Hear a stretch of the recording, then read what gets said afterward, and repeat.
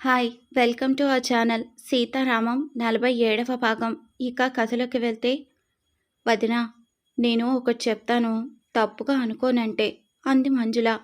అయ్యో, మీరలా పర్మిషన్ అడిగితేనే తప్పుగా అనుకుంటాను అంది కమల. సీత అన్నిసార్లు పైకి మెట్లెక్కడం అంత మంచిది కాదు అంటూ ఉండగా, అవును మంజుల, నేను కూడా అదే ఆలోచిస్తున్నాను. ఈరోజే కిందకి షిఫ్ట్ చేయిద్దాము అంటుంది కమల. పైకి వెళ్ళిన తర్వాత, రాత్రి మీరెప్పుడొచ్చారు రామ్గారు అని అడుగుతుంది సీత. అదేంటి సీత అలా అడుగుతావు? నేను వచ్చింది నీకు గుర్తులేదా? మనం ఇద్దరం రాత్రి చేసింది కూడా గుర్తులేదా అని అడుగుతాడు రామ్. సీతకు ఏమీ అర్థం కాకుండా రామ్నే చూస్తూ ఉంటుంది. ఏంటి సీత అలా చూస్తున్నావు? నీకు నిజంగానే ఏమీ గుర్తులేదా అని అడిగాడు రామ్. అయ్యో, నిజంగానే నాకు ఏమీ గుర్తులేదు రామ్ గారు. రాత్రి మీరు వెళ్ళాక ఏదో ఆలోచిస్తూ బాల్కనీలో కూర్చున్నాను.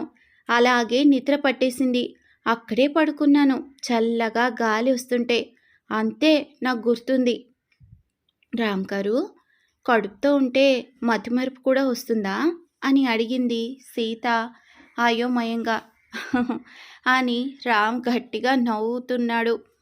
ఎందుకు ఇప్పుడు అలా నవ్వుతున్నారు? అయ్యో పిచ్చి నా సీత, నేను ఏదో కామెడీగా అన్నాను. నువ్వు ఇంతలా ఆలోచించేస్తున్నావు, అందుకే నవ్వొచ్చింది అన్నాడు రామ్ నవ్వుతూ. మిమ్మల్ని నన్నే ఆట పట్టిస్తారా అంటూ రామ్ గుండెల్ని కొడుతూ ఉంటుంది. అబ్బా అంటూ గట్టిగా సీత చేతుల్ని పట్టుకుంటాడు. అయ్యో, నొప్పి వేసిందా? సారీ అంటుంది. అదేం లేదులే, నేనే సారీ. ఊరికే అలా ఆట పట్టించాను. అసలే నీకు హెల్త్ సరిలేదంటే సారీ అని సీతను గట్టిగా గుండెలకి హత్తుకుంటాడు రామ్. అలా ఇద్దరు కొంచెం సమయం గడిపి తర్వాత రామ్ ఆఫీస్కి బయలుదేరుతాడు. పద్దు గురించి హాస్పిటల్లో కనుక్కొని సావిత్రికు ఇన్ఫర్మేషన్ ఇచ్చి తను బయలుదేరుతాడు. ఆఫీస్కి చేరుకొని మహేష్ని కలుస్తాడు. మహేష్, శరత్ వెళ్ళి చెప్పాడా నారాయణకు? ఇంకా లేదు రామ్, కాల్ చేశాను, ఇప్పుడే వెళ్తున్నాడంట. ఓకే అని ఇద్దరు శరత్కి పెట్టిన మైక్రో కెమెరాని లైవ్ చూస్తూ అలాగే వాయిస్ వింటున్నారు. శరత్ వెళ్ళి నారాయణను కలవడం వీళ్ళు చెప్పినట్లే చెప్పి వచ్చేస్తాడు. అదంతా లైవ్లో వింటూ చూస్తున్నారు. నారాయణకు ఎలాంటి అనుమానం రాలేదని గమనించారు. అంతా మనం అనుకున్నట్లే జరిగింది రామ్ అన్నాడు మహేష్. అవును మహేష్, ఇంకా ఆ నారాయణ కౌశల్ సంగతి తొందరలోనే తేల్చేసేయాలి అన్నాడు రామ్. ఇలా సీత ఇంట్లో రెస్ట్ తీసుకుంటూ పద్దు హాస్పిటల్లో. రామ్, మహేష్ ఆఫీస్ వర్క్లో బిజీగా, సుధీర్, ఆలు హైదరాబాద్లోనే తిరుగుతూ వాళ్ళ సంతోషం వాళ్ళు వెతుక్కుంటూ పయనిస్తున్నారు. కౌశల్ కూడా లిఖిత విషయంలో చాలా డిస్టర్బ్ అయి ఉంటాడు. లిఖితను వదిలి ఉండడు. చూస్తూ ఉండగానే ఇట్టే 5 రోజులు గడిచిపోతాయి. ముందుగానే పద్దుని ఎక్కడికి షిఫ్ట్ చేయాలని అనుకున్నారో ప్లాన్ చేసుకుని ఉండడం వలన రామ్ అన్ని ఏర్పాట్లు చేసి ఉంటాడు. సావిత్రి, పద్దులకు ఫ్లైట్ టికెట్స్ అండ్ వాళ్ళకి సపోర్ట్గా ఒక డాక్టర్ అండ్ నర్స్ని అరేంజ్ చేసి వాళ్ళతో పాటు సేఫ్గా షిఫ్ట్ చేయడానికి సిద్ధంగా ఉంటారు. ఆఖరిసారి పద్దుని చూస్తూ తనతో గడిపిన క్షణాలను తనతోనే పంపించేశాడు రామ్. పద్దుని చూడటానికి సీత, అలాగే మహేష్, సుధీర్, ఆలు కూడా వస్తారు. సావిత్రి అందరికీ చాలా థ్యాంక్స్ చెప్తుంది. ముఖ్యంగా రామ్, నీకు చాలా థ్యాంక్స్. అదేం పర్వాలేదు ఆంటీ, పద్దుకి ఇంతవరకు మెలకు రాలేదు. తను నార్మల్ అయ్యేంత వరకు నాతో సపరేట్ సిమ్తో కాంటాక్ట్లో ఉండండి. అండ్ ఆ నారాయణ వాళ్ళకి తెలిసిన మీ ఇద్దరి నెంబర్స్ని మార్చేసేయండి, అదే మీకు మంచిది. ఓకే రామ్, ఆల్రెడీ తీసేసాము. నీ దగ్గరున్న నెంబర్ మాత్రమే ఉంది నాతో. ఓకే ఆంటీ, ఏమైనా అవసరం ఉంటే ఇబ్బంది పడకుండా కాల్ చేయండి. ఓకే రామ్, జాగ్రత్తగా ఉండు. సీత, హెల్త్ జాగ్రత్త అంటూ అందరికీ చెప్పి బయలుదేరతారు. మరొక వైపు కౌశల్ వాళ్ళు కూడా హాస్పిటల్ నుంచి డిశ్చార్జ్ అయ్యి ఇంటికి వెళ్తారు. లిఖితను వాళ్ళ ఇంటికి తీసుకొని వెళ్తామని లిఖిత అమ్మ వాళ్ళు అడుగుతారు. కానీ కౌశల్ ఒప్పుకోకుండా వాళ్ళ ఇంటికే తీసుకుని వెళ్తాడు. లిఖిత ఇంక గర్భసంచి తీసేసిన విషయం చెప్పలేదు కౌశల్. లిఖిత పూర్తిగా కోలుకున్నాక చెప్పాలని, అంతవరకు ఎవ్వరిని చెప్పొద్దని బిజినెస్ మీద కాన్సంట్రేషన్ చేస్తాడు. నారాయణ మాత్రం రామ్, సీతల మీద ఒక కన్ను వేసి ఉంచుతాడు. కరెక్ట్గా 1 నెల తర్వాత సీతకు 3వ నెల వచ్చింది. డాక్టర్ చెప్పిన టెస్టులు చేయించుకొని, స్కాన్ చేయించుకొని డాక్టర్ దగ్గరకు వెళ్తారు. సీతను చెక్ చేస్తూ ఉండగానే సీతకు కొంచెం డిస్కంఫర్ట్గా ఉండడం మొదలవుతుంది. చెక్ చేసి కూర్చోమని చెప్తుండగా సీత వామిటింగ్ వచ్చేలా ఉందని చెప్పడంతో రామ్ బయటకు తీసుకొని వెళ్తాడు. బయటకు వచ్చాక ఆ గాలి వలన కొంచెం బెటర్గా ఉంటుంది సీతకు. ఒక అరగంట సమయం తర్వాత కమల బయటికి వస్తుంది. ఏం చెప్పారు ఏం చెప్పారు మామ్ డాక్టర్? అంతా బాగుంది, టెన్షన్ పడాల్సిన విషయం ఏమీ లేదు. కొంచెం బరువు బాగా పెరగాలి, ఫుడ్ బాగా తీసుకోవాలని చెప్పారు అంటూ, ఇదిగో ఈ మందులు కరెక్ట్ సమయంలో వేసుకోవాలని చెప్పారు అంటూ సంతోషంగా చెప్తుంది కమల. మామ్, ఏంటి చాలా సంతోషంగా కనిపిస్తున్నావు? మరి నాకు ఒక మనవరాలో మనవడో అతి తొందరలోనే రాబోతుంటే నా సంతోషానికి అవధులు ఎక్కడ ఉంటాయి రామ్ అంటుంది కమల. ఓకే మామ్, వెళ్దామా? అందరూ ఇల్లు చేరుకుంటారు. సీతను రెస్ట్ తీసుకోమని చెప్పి రామ్ కూడా అక్కడే సీత నిద్రపోయేంత వరకు ఉంటాడు. ఇప్పుడు రామ్ సీతల గదికి కిందికే షిఫ్ట్ చేయించడం వలన సీతకు ఏం అవసరం ఉన్నా తొందరలోనే రియాక్ట్ అవుతారని అందరూ. మరుసటి రోజు రామ్, సీత ఆఫీస్కు బయలుదేరతారు. టిఫిన్ తిని టాబ్లెట్ వేసుకుంటూ, అత్తయ్య ఏంటి టాబ్లెట్ మరి ఇంత చేదుగా ఉంది, నా వల్ల కావడం లేదు, కంపల్సరీ వేసుకోవాలా? కంపల్సరీ వేసుకోవాలి సీత, లేదంటే ఇవ్వరు కదా. సీత మింగలేక మింగుతోంది. ఇద్దరు కలిసి ఆఫీస్కి చేరుకుంటారు. అప్పటికే మహేష్, సుధీర్ కూడా ఆఫీస్లో ఉంటారు. హాయ్ సీత అంటూ ఆలు ఎదురుగా వస్తుంది. హాయ్ ఆలు, నువ్వేంటి సుధీర్ సార్ని వదల్లేక, ఇంట్లో ఉండలేక వచ్చేసావా అంటుంది సీత. ముందు నువ్వు ఆ సార్ అని పిలవడం ఆపవే తల్లి, వాళ్ళు తెగ ఫీల్ అవుతున్నారు అంటుంది ఆలు. అది ఎందుకో అంత కంఫర్ట్గా ఉండలేకపోతున్నా ఆలు. ఉండాలి, వాళ్ళు నీకు బావలవుతారు. రామ్ అన్నయ్యకి 2 అన్నయ్యలు, అది గుర్తుపెట్టుకో. ఓహో, అయితే నువ్వు మాత్రం వరుసలు మార్చేశావా? అదెలా? సుధీర్ సార్కి రామ్ గారు తమ్ముడైతే నీకేం కావాలి? ఏం కావాలి? మరిది కావాలి. మరి నువ్వు అలా పిలుస్తున్నావా? లక్షణంగా పిలుస్తాను. నేను అలా పిలిచానంటే నువ్వు వాళ్ళిద్దరినీ బావా అని పిలుస్తావా అంటుంది ఆలు. ఓకే డన్ అంటుంది సీత. సరే డన్, రా వెళ్దాం. ఎక్కడికి? ఆహా, ఎక్కడికా? భలేదానివే, ఈరోజు ఎలాగైనా నీతో వాళ్లను బావా అని పిలిపించకపోతే నా పేరు ఆలునే కాదు అంటూ మెల్లగా సీతను మహేష్ రూమ్ దగ్గరకు తీసుకొని వెళ్తుంది. అక్కడ ఈ ముగ్గురు మొనగాళ్ళు ఏదో డీప్గా డిస్కషన్ చేసుకుంటున్నారు. ఇప్పుడు వద్దాలు, రేపు పిలుద్దాము అంటుంది సీత. అదేం కుదరదు, చెప్పానుగా, ఈరోజే ఎలాగైనా పిలిపిస్తాను అంటుంది ఆలు. డోర్ మెల్లగా ఓపెన్ చేసి, రామ్మరిది ఏం చేస్తున్నారు అంటుంది ఆలు నవ్వుతూ. సీత చేతులు గట్టిగా పట్టుకొని ఎక్కడ పారిపోతుందేమో అని ఆ పిలుపు వచ్చిన వైపు ముగ్గురు ఆశ్చర్యంగా చూస్తారు. హే ఆలు, ఏమని పిలిచావు రామ్నిప్పుడు అంటాడు సుధీర్. అది రామ్ మరిది గారు అని. హే, ఇలాగే సంయుక్త పిలుస్తుంది కదా రామ్? అవును అంటూ ఇంకా రామ్ షాక్గా అలానే చూస్తూ ఉంటాడు. కానీ నీకెందుకు అలా పిలవాలని అనిపించింది అని అడిగాడు సుధీర్. ఎందుకేంటండి, మీరు మహేష్ బావ ఇద్దరు రామ్ మరిది కంటే పెద్దవాళ్ళు, మేము కమల ఆంటీకు కోడళ్ళం. అప్పుడు సీత సైడ్ నుంచి చూస్తే నాకు రామ్ గారు అన్నయ్య, మీ సైడ్ నుంచి మరిది. ఏది ఇంపార్టెంట్ అంటే మీ సైడ్ నుంచే కదా, అందుకే రామ్ గారిని మరిదిగా ఫిక్స్ అయిపోయాను. ఏమంటావు సీత? ఈ ఐడియా సీతదే అంటుంది ఆలు. ఇరికించింది అని మనసులో అనుకుంటుంది సీత. ముగ్గురు సీతను చూస్తూ ఉంటారు. అంటే అది అన్నయ్య అని పిలుస్తుంటేను అంది. అందులో తప్పేం లేదు సీత, ఎందుకు అంత కంగారు పడుతున్నావు అంటాడు రామ్. మరిదిగారు, సీత ఇంకో విషయం కూడా చెప్పింది. హే ఆలు, నోరు మూసుకుని ఉండు అంది సీత. హలో, ఏంటి నువ్వేగా చెప్పావు అంది ఆలు.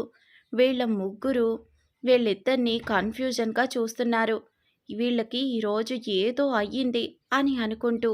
ఏంటి మీ ఇద్దరు ఈరోజు విచిత్రంగా ప్రవర్తిస్తున్నారు అన్నాడు మహేష్. అది బావగారు ఏంటంటే అంటూ ఉండగా ఆలు, ఏమి లేదు సార్, ఇది పిచ్చిగా ఏదో వాగుతూ ఉంటుంది. ఆఫీస్ టైంలో ఇలా ప్రవర్తిస్తే బాగుండదు, రా వెళ్దాం అంటుంది సీత. ఏంటి, నేను పిచ్చిగా చేస్తున్నానా? నువ్వే కదా నేను రామ్ గారిని మరిది అని పిలిస్తే మహేష్ సుధీర్లను బావా అని పిలుస్తానన్నా, ఇప్పుడు తప్పించుకోవడానికి నన్ను బ్లేమ్ చేస్తున్నావా అంటూ గబగబా వాగేస్తోంది హాలు. అయిపోయిందా నీ వాగుడు అంది సీత. అవునా, మరి పిలువు పిలువు సీత అంటూ పక్కన నిల్చున్నాడు రామ్. సీత, నువ్వు ఇబ్బంది పడకు, నీకు ఎప్పుడు కంఫర్ట్గా ఉంటుందో అప్పుడే పిలువు అన్నాడు మహేష్. అవును, హే ఆలు పద అంటూ ఆలుని తీసుకొని వెళ్ళిపోయాడు సుధీర్. ఆలు కూడా ఆఫీస్లో వర్క్ చేస్తానని చెప్పడంతో తను కూడా డైలీ ఆఫీస్కి వచ్చి వర్క్ చేసుకుంటూ ఉంటుంది. చూస్తూ ఉండగానే మరికొన్ని రోజులు గడిచిపోతాయి. సీతకు ఇప్పుడు 4వ నెల, సంయుక్తకు 6వ నెల, బారుకి 5వ నెల. మరొక వైపు కౌశల్, లిఖిత వాళ్ళ ఇల్లు. లిఖితకు ఆపరేషన్ జరిగి నెలన్నర అయ్యింది. ఒకరోజు హాల్లో కూర్చొని సుజాత పువ్వులు అల్లుతోంది. లిఖిత వచ్చి పక్కన కూర్చుంది. రాలికి కాఫీ తాగుతావా? అదేం వద్దత్తయ్యా, మీతో ఒక విషయం మాట్లాడాలి అంది లిఖిత. చెప్పు లిఖి. అది నాకు పీరియడ్స్ వచ్చి నెలన్నర అయింది. అంటే నేను కడుపుతో ఉన్నాననే కదా అర్థం అంది లిఖిత ఆశగా. అంతే. ఒక్కసారిగా చేతిలో ఉన్న పువ్వులు జారి కింద పడిపోయాయి. సుజాత కళ్ళల్లో కన్నీళ్లు జారడానికి సిద్ధంగా ఉన్నాయి. కానీ అవేవి లిఖితకు కనిపించకుండా ఆపేసింది సుజాత. చూడమ్మా లిఖి, నీకు తెలుసుగా పరిస్థితుల గురించి. మనం అన్ని టెస్టులు చేయించుకున్నాకే కన్ఫర్మ్ అవుదాము. అంతవరకు ఎలాంటి ఆశలు పెంచుకోవద్దు తల్లి అంటుంది సుజాత. సరే అత్తయ్య అంటుంది లిఖిత. రాత్రి 10 గంటలు. ఆఫీస్ నుండి నారాయణ, కౌశల్ ఇద్దరూ వస్తారు. కౌశల్ అని పిలుస్తుంది సుజాత. చెప్పు మామ్. నువ్వు లిఖితతో ఇంకా తన ఆపరేషన్ గురించి చెప్పలేదా?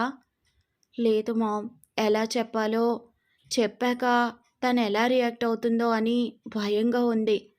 ఇప్పటికే చాలా లేట్ చేసావు అంటూ లిఖిత వచ్చి తనతో మాట్లాడిన మాటల గురించి చెప్తుంది సుజాత. ఆ మాట విని కౌశల్ ఒక్కసారిగా షాక్ అవుతాడు.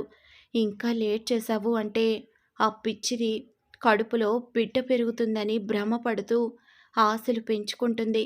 ఎలా అయినా సరే ఈరోజు తనకు నిజం చెప్పేయ్.